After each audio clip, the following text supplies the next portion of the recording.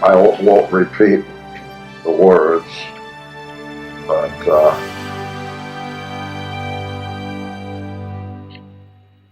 where in a blankety blank have you been? I mean, just echoing out. Woo. I froze right there. I knew it was the sergeant's wife. I don't know if he could see me at that point or not, but I promptly come to attention. Anyhow, he called Roberts everything he could call him in this world. You know where you're at? And that didn't make me feel good. You're out ahead of the front lines.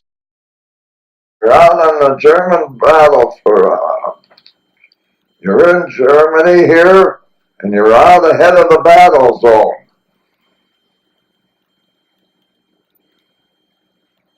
Now you get your so-and-so back to camp. Well, if the Germans would have been right there, we'd have been dead. Anyhow, boy, we turned around, and oh yeah, I remember he did. He got in the middle of us because that's when I came to attention. I straightened up, He looked at me. He didn't say one word to me. I don't think that he liked me anyhow, but anyhow, he didn't say nothing to me. But oh, did he chew Roberts out. And so we went back to camp. But that was scary. But yeah, that's how thick that part of the zone up there with that. And then I went through the Harz Mountains.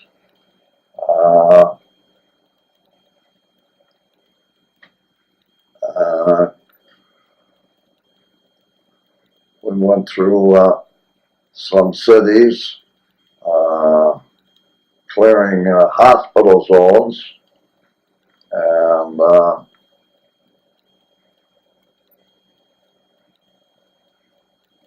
but then Roberts, and we had a guy by the name of, I was telling Sandy the other day, yesterday, we had to take this big mountain. The tanks couldn't get through there, so we had to clear it. And we started out the bottom of this, and I had a soldier that was next to me all the time, Jones from the South. And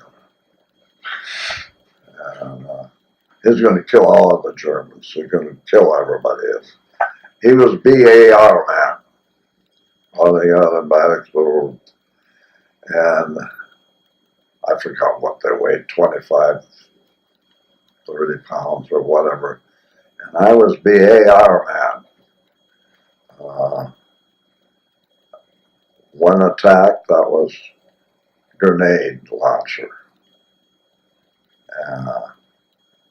And then one attack, I'd be a rifleman. Well, anyhow, I forgot what I was that day, but we were going up that mountain, and all this guy does was bitching. All he was doing all day long was bitching.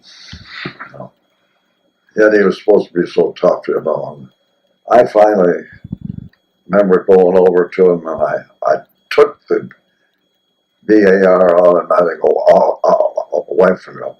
I said, I'll carry this up the rest of the way for you. And I threw the grenade bag, and of course that landed on him. He had to carry that up, but no, I don't think I even done that. I think I give him, I let him carry my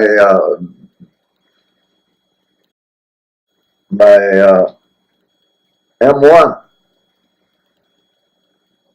Anyhow, I carried that all the way up there for him and got to the top, and we got it all cleared out and come out all right on that.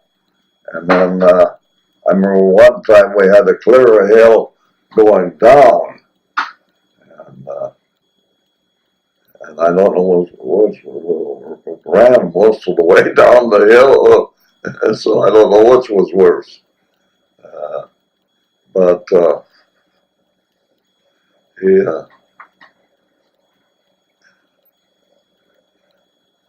gets one in this German town. We were on one side of the road. At that point, we had to be careful because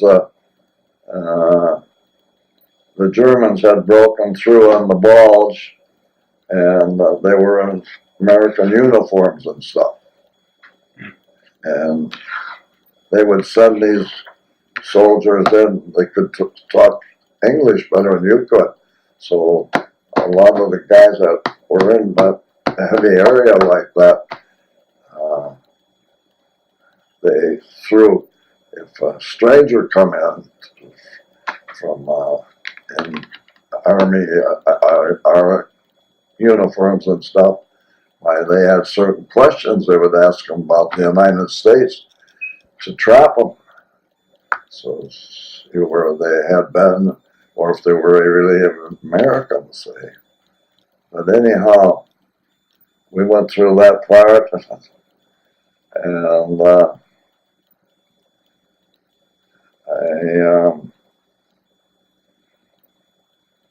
I remember I got thinking the other day about things, and the first time we got a break from the front, our clothes were filthy. So, and I remember they took us up to the, what would we call it? What was another name for the rest area? Anyhow, here was a big stack of U.S. Army pants and shirts. And you had so many minutes to pick out a pair of pants that you thought fit you and a shirt. Lots of good luck, So we did that. And I'll never forget that. But when we got across that road I was going to tell you about, and it was a funny deal. They were shooting at us, and Sergeant Jim Holland, who really looked after me, and he'd say, when I call your names out, you're going to have to go across that open section there under fire. You will go when I call your name. And I remember he called my name, and out I went, and cross the road, got across, and we ran practically down, going into a big hospital town. And German tank on the other side of the city now and then would fire at some of the units. When we got to this big city, and Roberts and I forget, there was three of us or two of us, but went up this big house, knocked, This guy comes to the door, big German Shepherd. He's blind. He's a vet, German vet. And he explains Roberts was fluent at German.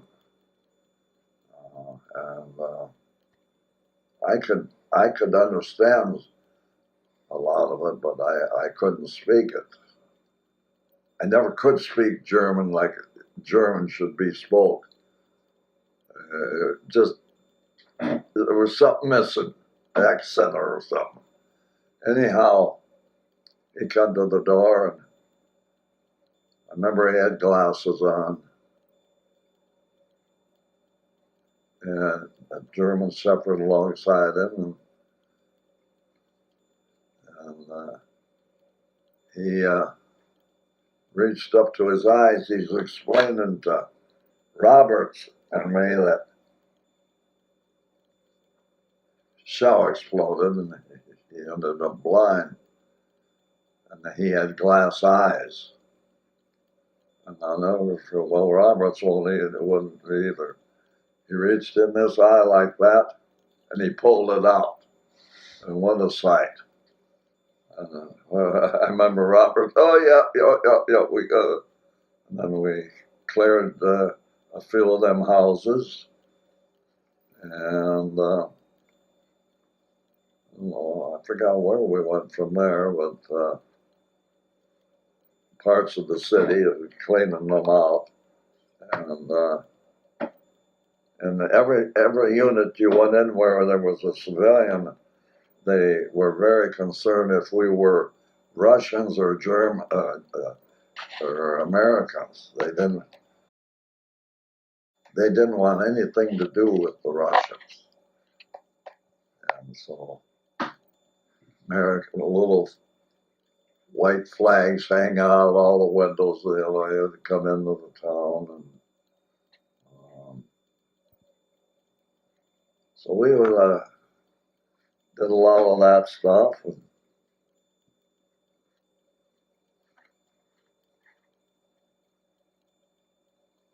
But I was surprised.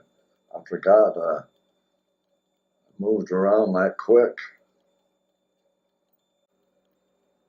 I know there was an awful lot of us ended up with diphtheria, and that had in my records too. Was Sandy had on there where I was alone. I didn't know I was down by Munich in there. I was down through there. I'd forgot all that stuff. There was only one thing on my mind when I was a young guy back there at my age. I want to go home. And then here again, Roberts and I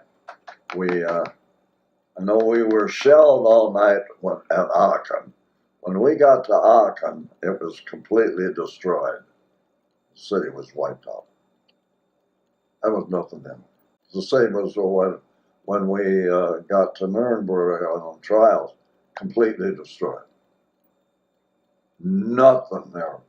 The Army Air Corps wiped out everything it could by its bombing session, and what they left, the Armor Division come in and shelled it, just destroyed it. There was nothing left in that town. Completely wiped out. Nothing. Just wiped out. Huge city. It's supposed to have been a beautiful.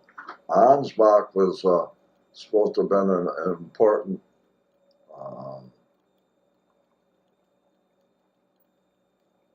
community back in them days in Germany. And yeah, I need to come in there. And we left from there. We slept in town overnight in I think it was a barn, and didn't get much sleep because we were shelled all night, or shells falling all night. how close they got to us, but they kept you awake. And we went up to this and joined my outfit there. Jim Holland was the sergeant. He come up and he liked. I must have reminded him of a brother or something because he took a liking right now. And they made me. Well, I was a grenadier guy one attack and a rifleman the other. Anyhow, I remember when this guy handed me the grenade launcher and stuff, and the bag of grenades, I got a funny look on my face. And Jim looked at me and he says, Klingerman? I said, yes, sir. He says, you don't know what you got there, do you? I says, no, I don't. He says, you had that in basic. No, I don't think so, Sergeant. No, I don't remember having a plug on my M1 and a grenade on it. One thing I remember was running up behind those things and sling them how we're supposed to throw a grenade. I didn't remember the other part.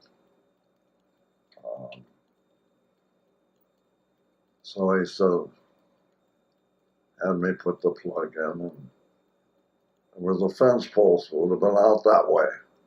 Otherwise, it was the way I was facing the I don't know what direction it was. I think it was north. So maybe south. I don't know.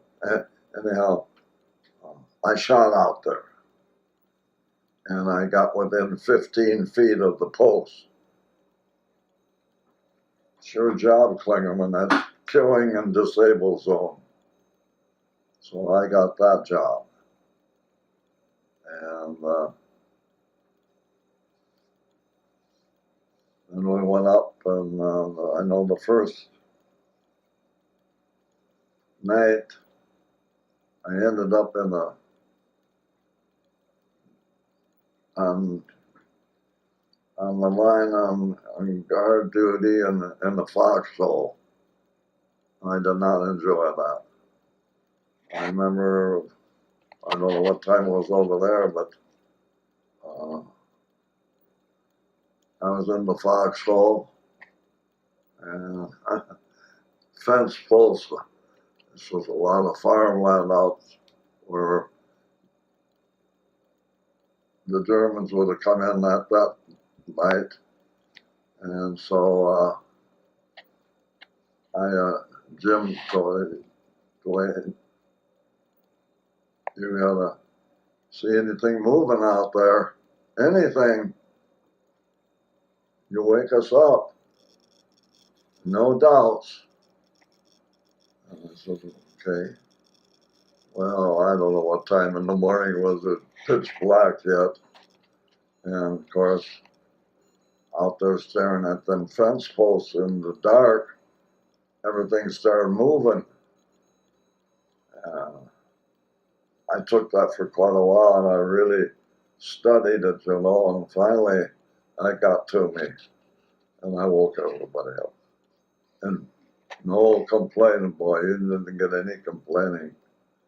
And well, then I got relieved of a foxhole, I think, and they moved it starting with an hour or so of daylight, and then the mortar crew started up shelling out in front of us, and so everybody's awake anyhow, so we moved inside the house for cover. And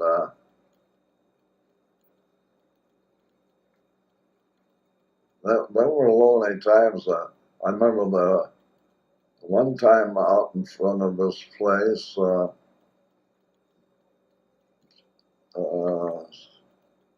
Jim put me out there in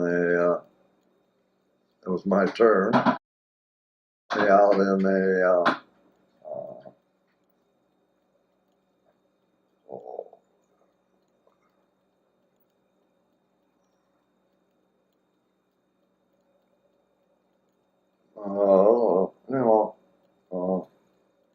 what do you call it, when you, a little barricade or sometimes you put for protection, you know. And I had to watch that area for the Germans. I didn't particularly like that kind of duty, but you got it. But he was real good to me. Whenever he could, he'd. I remember he'd come up to me. He says, "Clearman, I gotta send you out on a scouting party. It's I've stalled long enough." And I never asked him to do anything like that. He took a liking to it. He saw that I got where I was supposed to be when I had to, because he didn't want you in trouble with the guys, you know. So then I'd go out on guard or on scouting. Sometimes you were number one, sometimes number two, you know, and go out scouting, and, which could be bad duty, but I come out pretty good on them. But Jim was real good to me. There was a Sergeant Dobles who was one of the most decorated master sergeants in the Second World War. Was my sergeant. He was my sergeant, Sergeant Dobles. He's gone now. In fact, it was I read it in one of the papers when he passed on and when he retired. Sergeant Dobles, he was a naturalized full citizen. And boy, you didn't say nothing against the Army. He was a tough boy. He was in every battle. I think that the First Infantry Division was in. He missed one, and I think in all their fights, he missed one because he was either on the sick list or wounded list or was on leave. He had been in the Army for years, and lived in. In fact, he had me dress up in Class A uniform after the war and carry the flag for the unit in the doings. He was good to me.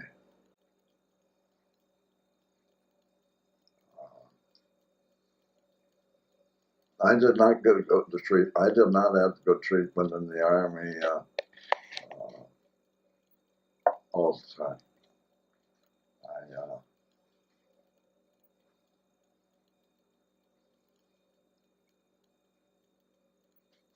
But see, that's stuff my folks didn't know either, and I didn't know. Relatives didn't know.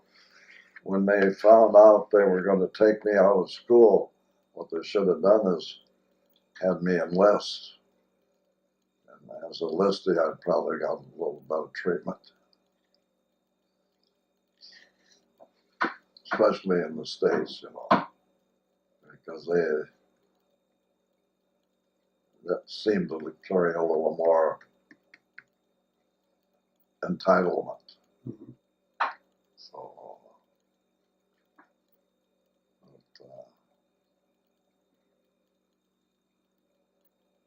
But being with the 1st Infantry Division was best thing probably ever happened to me in service. I remember when I took my overseas training,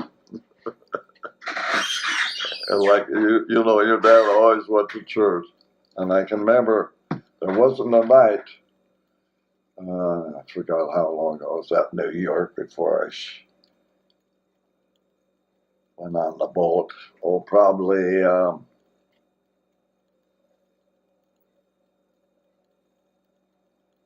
maybe 10 days, no more than that. And it wasn't the night I didn't go to bed.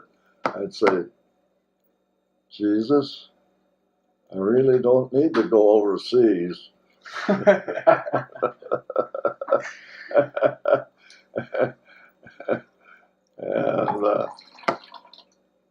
it didn't help, but I mentioned it, you know. Well, see, then I'll never forget. Like I said, I did not have good treatment in the service, in the States for a lot of camps, because the unit I was with attached was in trouble, so I was in trouble, and that went with you. Well, they had your dad down as a pretty bad dude, and I remember in this went up to get a pass to go uptown on one of my nights in New York.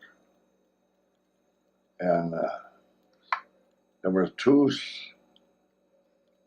sergeants or 2 corporals working. And I didn't know anybody, you know. So I said, I don't need a pass, so I didn't take my pass from the guy right then. And maybe a couple hours after the passes went out or something, these 2 sergeants or 2 corporals were behind the desk, and a guy from some other section come through. He says, "Hey, you want to ride uptown?" I said, "Well, I didn't get my pass." "Oh, they'll have it at the desk." So I went up there to him. These 2 guys knew all about me.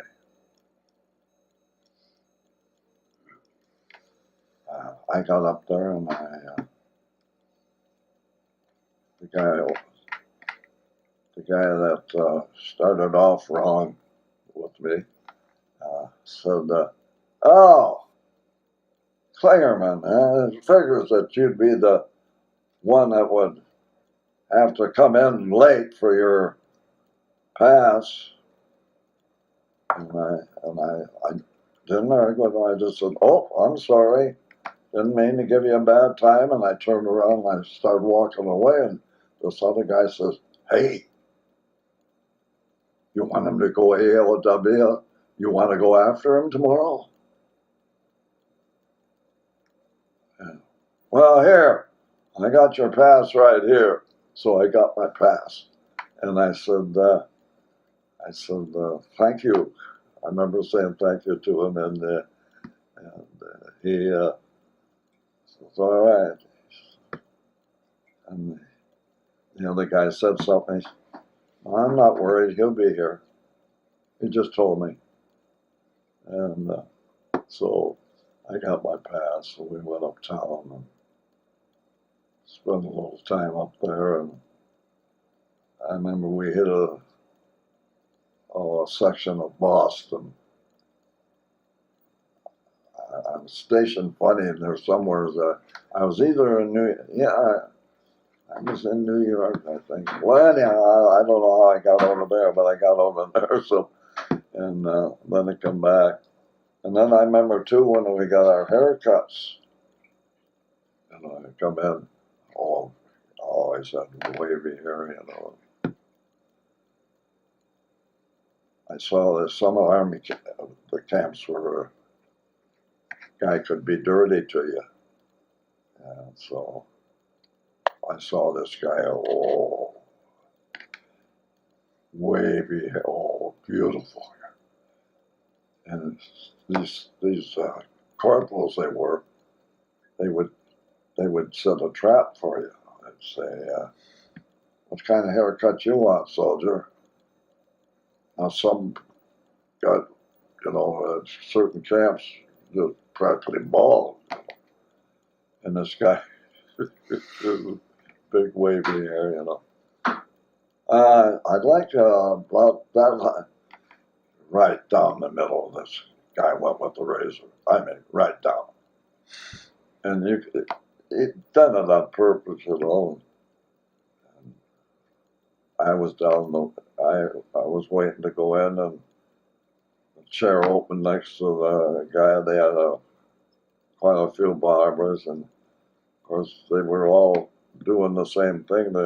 What kind of haircut you want? And I had always had a wave down through here, and I said, well, I don't have anything to say. You're in charge. I got a pretty nice haircut. I got a short one, but not like the other guy. But yeah, they trap you. But yeah, I got in that type of unit, and every camp I went knew about me. You think the alphabet was A? Wrong. Started with a K. Started with a K. And none of that was my fault. A guy swore at the sergeant, and they grabbed me and said I was the guy, and I was labeled with it. And they found me guilty. Well, I didn't use my head. I didn't go to the first sergeant or chaplain? Just first sergeant. Chaplain. I didn't go to the chaplain. If I'd have went there, and I'd have got help, but I didn't know and instead I got put through the coals.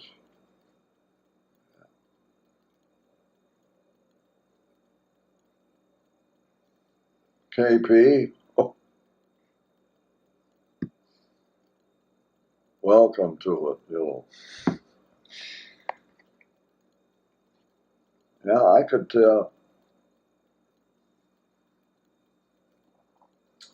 And a lot of things went on that didn't get treated right on. But I also met a few nice friends. But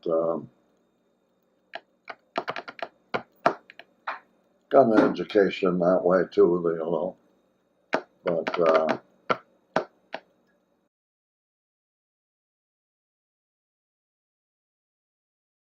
I never could.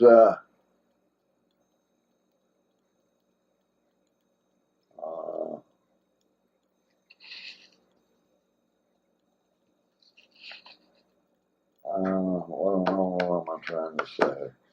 Oh, like when I went in the Air Corps up here. Well, they put me in the Air Corps. Why, I don't know. I'll tell you what they say. They sent me up to Fort Snelling. First day there, I take an exam.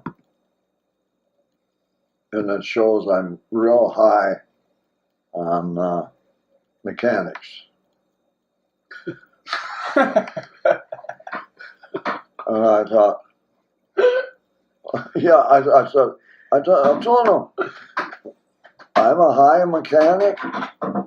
Yep, we're going to send you to a armor gunnery school. I said, I'm not an armory guy. That's not for me. Well, that's where I went. Now, they sent me down there in school at Mississippi, another place. Anyhow, I started school, you know. And they got a telegraph machine there. And I'm thinking to myself, what the hell do you want me to do with that? I knew you tap on it. I didn't know the Morse code back then. I didn't give a damn about the Morse code then. I still don't. Well, tap out this code. And so, yeah, you want a code? So I sat there typing.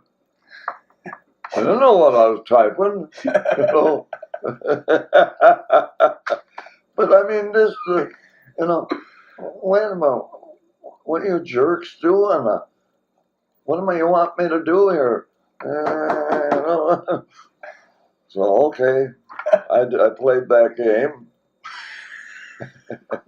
and got further on the blacklist with the rest of them jerks I got in with down there. Most of them from New Jersey and pitiful New Jersey area and some Penn State people, Pennsylvania. Anyhow, but got through their basic down there, and geez, what a time. Yeah, that was that. Okay. What else did they brought in on you? Oh, crap. Tough basic. Geez, did they put us through it.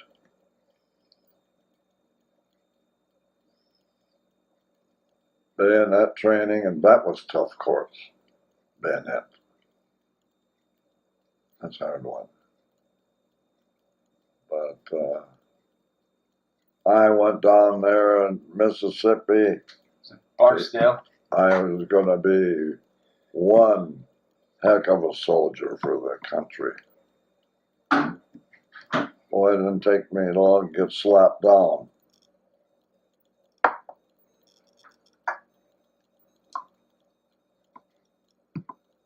And I mean slapped down.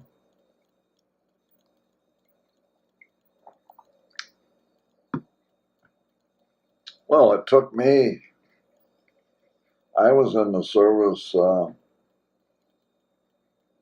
18 months before I even got a chance to come home. Took basics. And most of it was because, and one morning they called us out. We were being read the, what'd you call Riot. Mutiny, riot. We was being rioted. I hadn't rioted anybody, you know. But I'm in with close to 200 guys, and we had to go through that. You guys are right close to being in trouble here. Oh. I wanted to step up and say, well, what the hell did I do? You know, but you didn't, you know. Ah, that's right there. Yeah. You know, but, oh, right.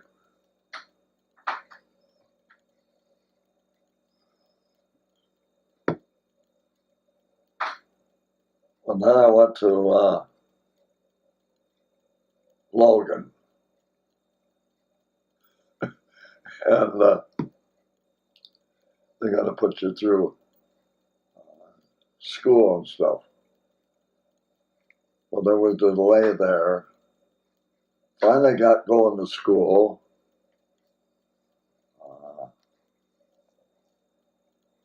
Then they pull you out.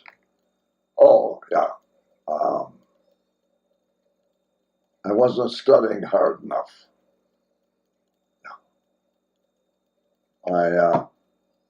My grades weren't as good as they should be. As good as they was going to get.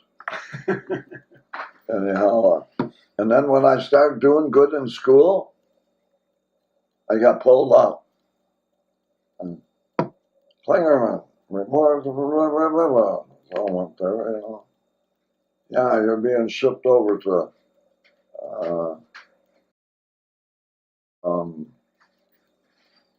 Fort Logan in Colorado. Fort Logan. So all I knew about that was you get shipped out from there. And so I then got over there, and that's where I met this Stan Cottis friend of mine. We were over there. We had to stay there 3 weeks. And we were stationed there 3 weeks, And you know why you're here? No. None of us knew why we was there. Just that we're going to be shipped out, and naturally we thought, hey, we're going right overseas. But then they put us on that was from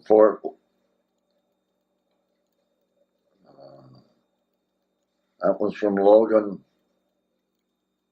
to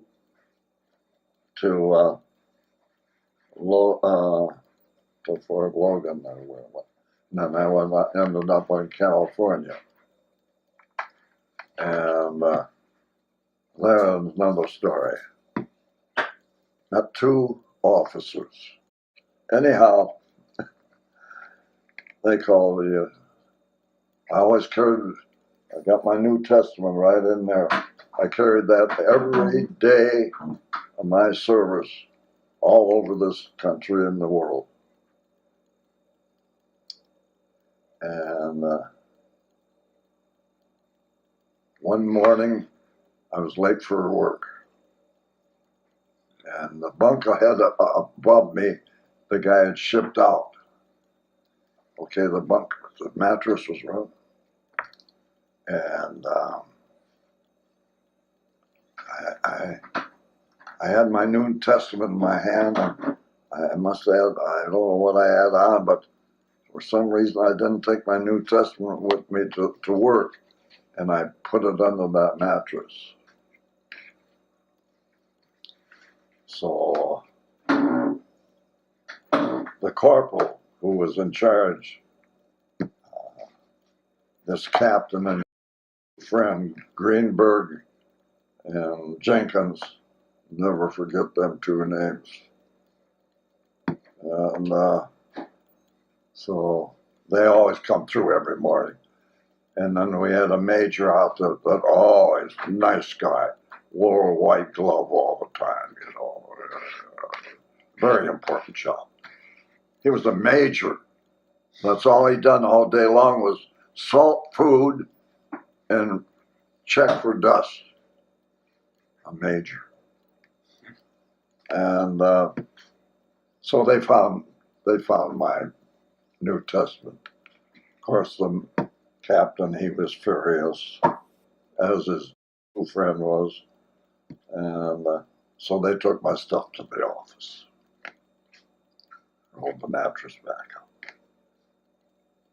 Give Klingerman orders to report to us right away. So I had to go in front of them, and I saw my New Testament laying there, And I said, you can't do that. I said,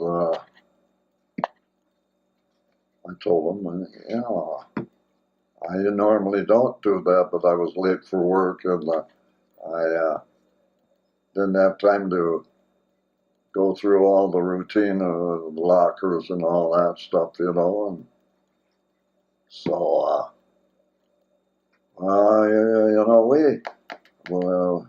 we don't want any trouble with you, And we got through that, and So then I left, and I was mad, and the corporals, the barracks man, he was a big guy, and we were staying in this big building, had huge windows, and I was very strong back then. I'd tangle with anybody. I didn't care how big you were, and I'd beat you. And I looked at him, and the window was open, and I said, I can't remember his name right now, but I did. I said, see that window there? And I think we were up on, in this building, I think we were up on about 4th or 5th floor. I said, you see that window there? Said, you ever do what you did with my Bible and stuff,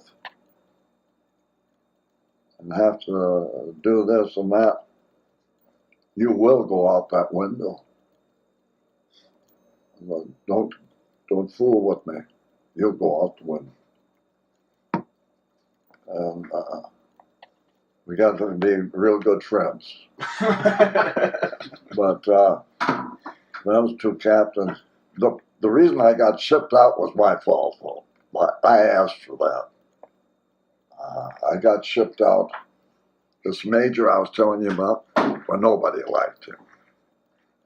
So there was a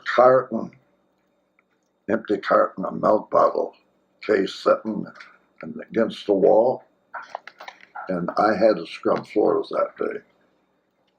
And I had a scrubbing brush, and he was one of these jerks who would come and watch you, like you didn't know how to mop a floor, And so I was scrubbing, and I saw him watching I knew what he was thinking. So I come up to that milk case, and I scrubbed around it, didn't move it. And I knew he'd be over. And I no more got around it, and he says, I thought that was pretty cute, Sergeant. You know, sir, so did I. Boy. Oh, boy. Yeah. I was gone the next day. Yeah. He had me shipped out. Yeah.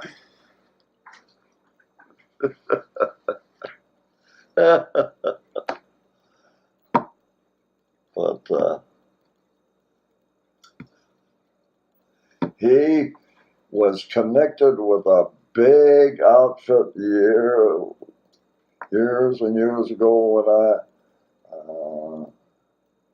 in New Jersey or New York, a big chain restaurant he was involved in. He was a big shot in that outfit. That's where he stemmed from. Jenkins,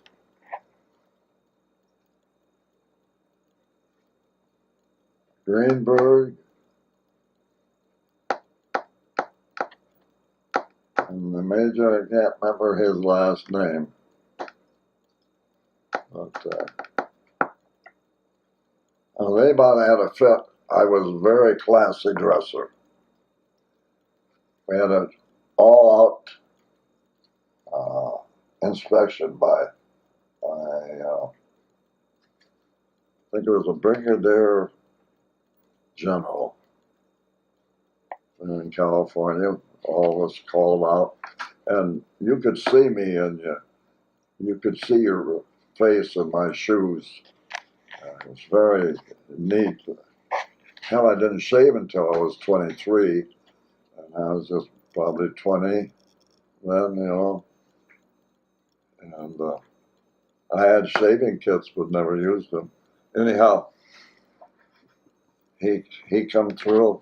Of course, Captain Jenkins and Aberg would be or Greenberg would be with him, see, and he had to get up in front of me, and he made his left turn, and his eyeballs went down to the shoes, up to, look me over here, you know, back down to the shoes, and started throwing questions at me. And of course, I saw that brigadier general. I couldn't talk. I was froze. And finally, I don't know who the soldier was next to me in the inspection, but he said, "He works in the kitchen, sir." He done the talking for me, and he was well pleased and everything. Well, after this was over, here they come, the captain and his friend. Oh, it was driving them crazy. We want to know why that brigadier general wanted to know about you. It drove them just crazy. I think if I'd have made up a lie, and I probably would have got good treatment. But then we had a little captain out there in another unit. We had it figured out. He'd done about 300 push-ups a day. He'd walk. He was a captain. He'd look around, and if there wasn't any other officers or something, he'd throw him down on the ground and maybe do 25, 30 push-ups, and he would do that about 6, 7 times a day, and at least. And our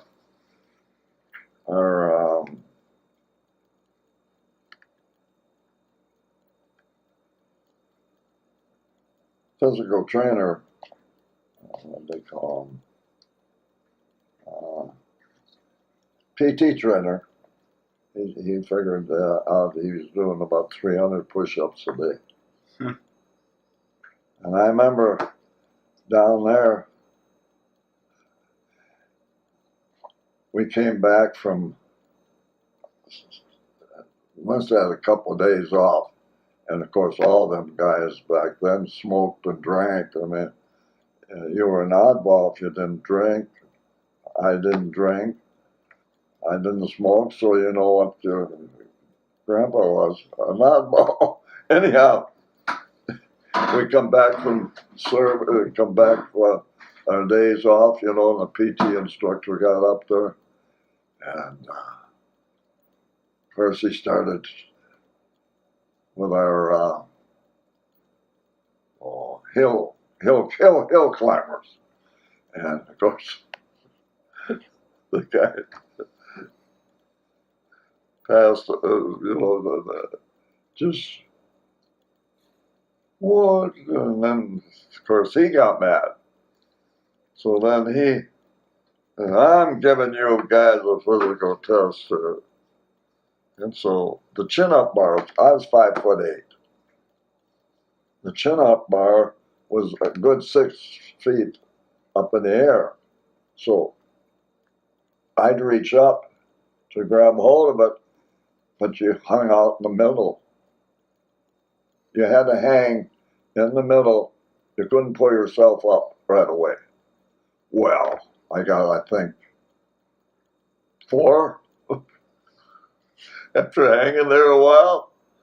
And some guys just hung there. And of course, he blew his coat. So then the next day, boy, said, we have to go through the PT training. Oh, man, he was mad. He had us running through that hot sand down there in California. Oh, I tell you, you could get in more trouble.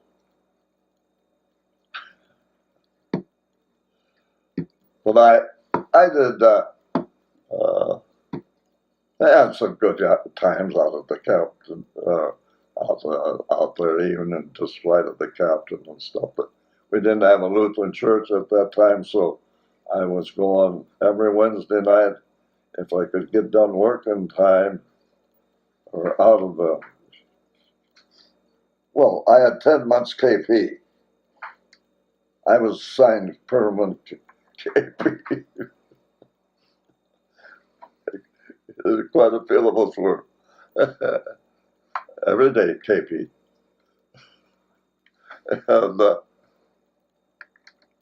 And anyhow, the little cook we had, or baker, he was a semi-pro golfer.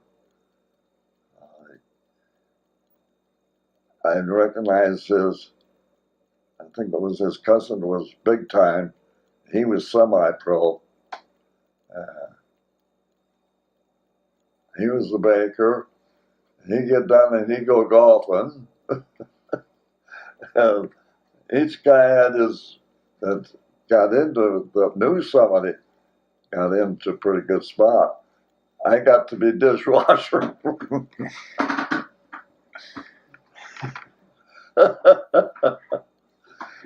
So I remember the two sergeants that were cooks and were from Boston, and they liked me.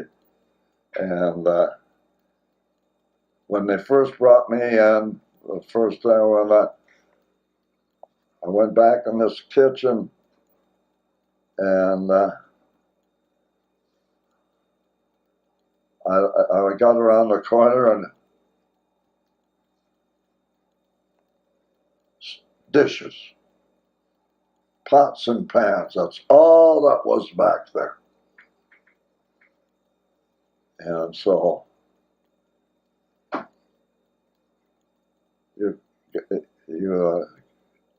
filled the tanks up with water, and it was hot. You had to be very careful. And put your soap and put these pans in them. And every pan that I got done, I had to report to the sergeant. Well, he was right around the corner cooking. So I take my pot pan over there. He had steel brushes and stuff here there, and he'd inspect them. And so I'll never forget the first time he says, Klingerman, he says, you do the work like that all the time when you're doing? And I says, well, yeah. Says, got to do it right or you're going to send me back. He says, don't bother me anymore, please. And he never checked me after that, never checked my work after that. And so they were good to me, but it took me, I remember, oh gosh, probably 8 solid hours. Well, I know it did. It took me at least 8 hours to do all my pots and pans. Because we started out in the morning, and I was, if I remember correctly, about 6:30 at night when I got done. And so I had that job for a long time. And the sergeants and everybody started, I even got in charge of the women that were in the wax out there. They come in and do kitchen work. And one week, their corporal was always in charge of, he and women didn't get along, so they were always fighting, never getting their work done. Well, back then, the women could smoke, and they would allow them to have their coffee back in the dining area before they went back on the line.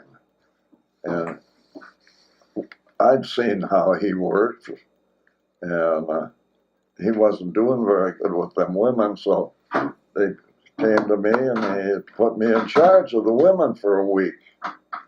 'Cause he did something to his one hand, broke a finger, he burned himself, he got scalded. And so they sent him, back then they sent him home on leave. So, and he went home and I took over them, and I remember I had a list of what I had to have done in the kitchen in the meantime by the mess sergeant. So he gave me that list, and the girls were up at that. They were in that corner of the building, the floor of the kitchen, smoking and having their coffee and their gossip, which was very important to them back in them days. And so I was just a young guy, so I walked back there at the table and I says, "Hi girls, my name is so and so. Say, when you gals get done cigarettes and coffee and so forth, would you see these are done by noon for the next feed?" That's all I said. I laid that sheet down, and I come out not too much longer after they got done. That place was spick and span. I never had to say a word the rest of that week or so that I was in charge. I'd take that note every morning in the morning and say, "Hi, gals," lay that down, turn around, walk out. Just went beautiful. But so the non-coms and stuff weren't too bad to you. Just I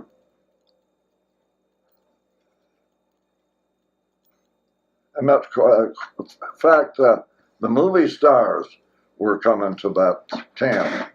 I fed 3 or 4 of them up at the line. I went out on the line. And you guys wouldn't know them because they were all at my time, but they were headline movie stars. What were their names? Three Stooges were there. They just drove that camp nuts.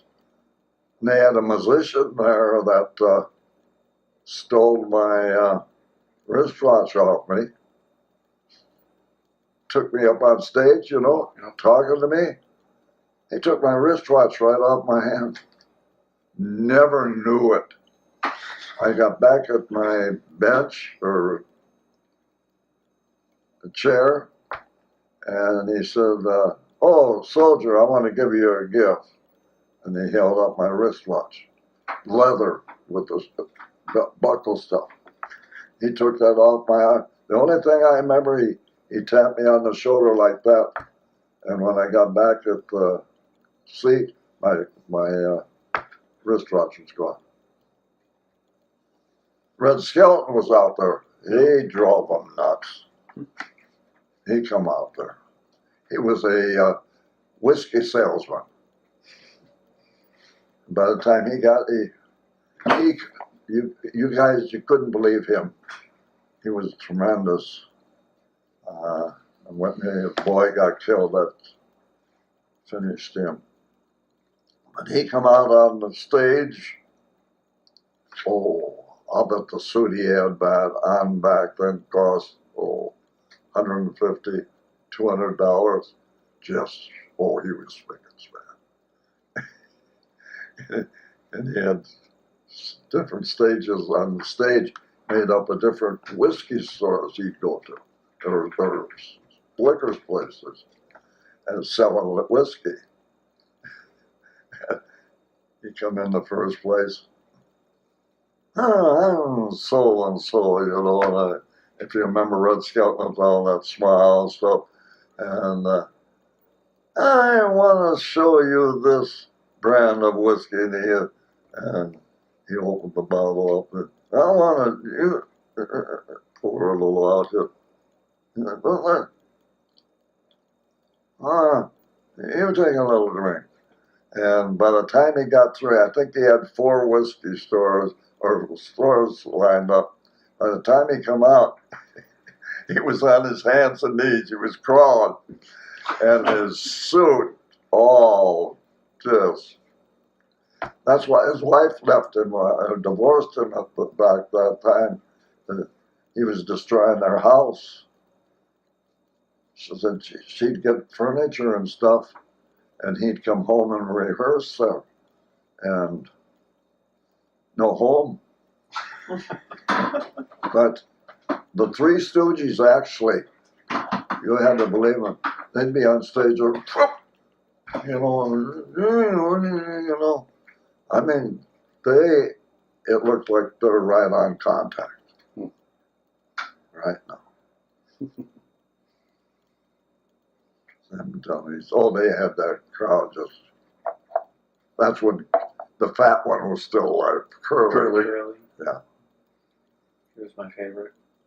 Oh, and rub his face, you know, and a slap ball, and you know. But yeah, he'd do that, you know, to Mo, you know. Oh, poke him in the eyes.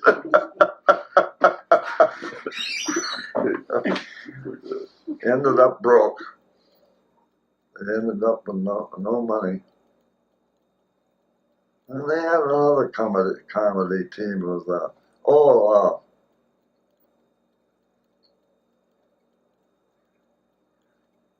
one was short and fat. Laurel and Hardy. Laurel and Hardy? Or is he thinking Mo? Abbott Costello? Abbott and Costello were out there. That was one of the, who was on first. And they went through that on that stage. That was tremendous. You just, I know who's on who, or on first, you know. What I want to know is, where's so-and-so? Yeah, that's where he's at. You know, and Costello, Abbott, he'd be going nuts, you know, trying to figure out what Costello or whatever I might have was doing. But they had that on stage out there. We went to that, and cried.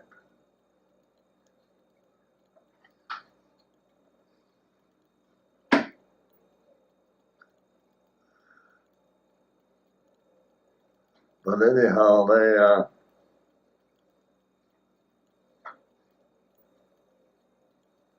it just takes a few people to spoil a nesting.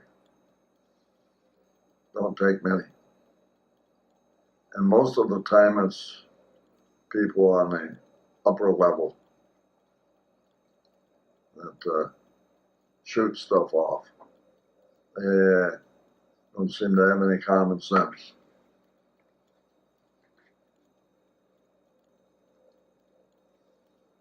And that Methodist church I went to out there, 25 members. It was beautiful.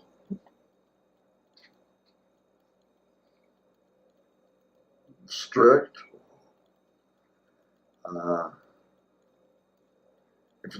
If their kids went to a movie, they had to wait until after they could go in and see the show, but they couldn't see anything prior up to that because it might be sinful, you know, advertising or showing off screen, you know. And in fact, back then, I went to a show out there with one of their girls, and the parents were there. They were there checking to see what was being showed, and when they okayed it, they left. Oh yeah, very strict.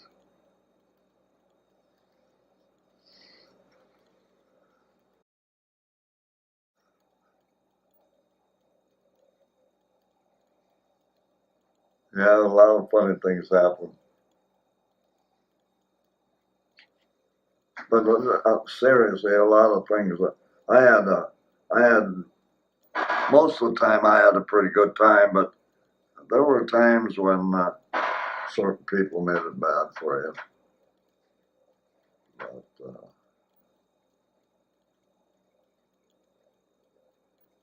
But I always went to church, so I always felt I come through it pretty good. They'd get on your back, but you can take a lot with God on your back. Backing you, I mean, that's what I'm. You can have some of these jackrabbits on your back, but if you got the guy alongside you, pretty hard to keep you down. Then there's guys will play trick. I fell asleep one day down there in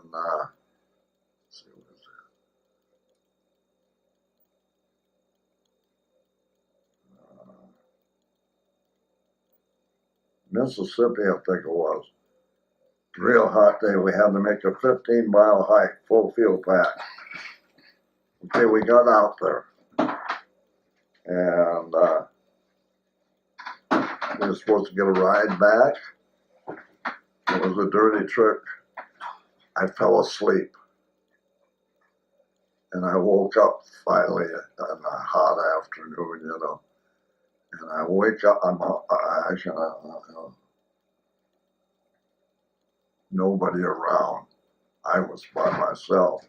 And boy, if I knew if I got caught by the wrong sergeant or something, well, they had to know I was there. But, so I had to go back the 15 miles. I don't know how long it took me, but it would have been a fast march.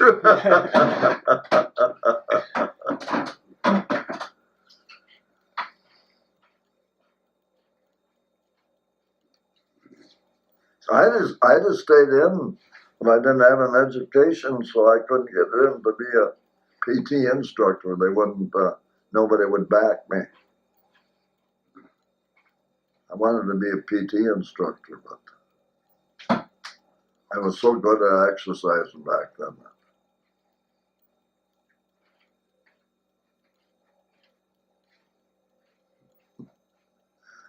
But you sure could get.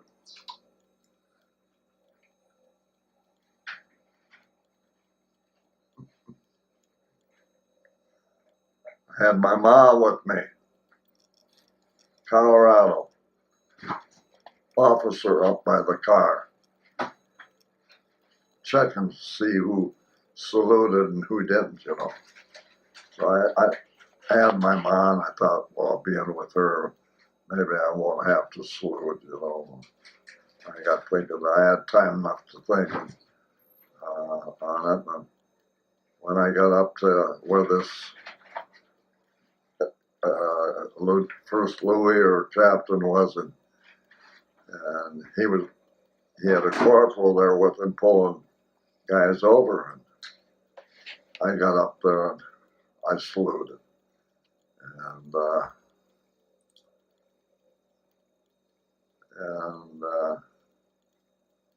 somebody stopped me, and I remember this guy said, "Hey, soldier, you saluted." I said, "Yes, I did."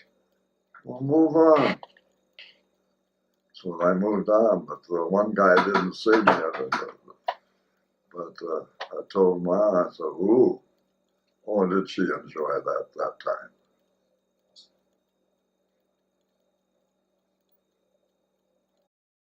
She spent a week out in Colorado. visiting me. And,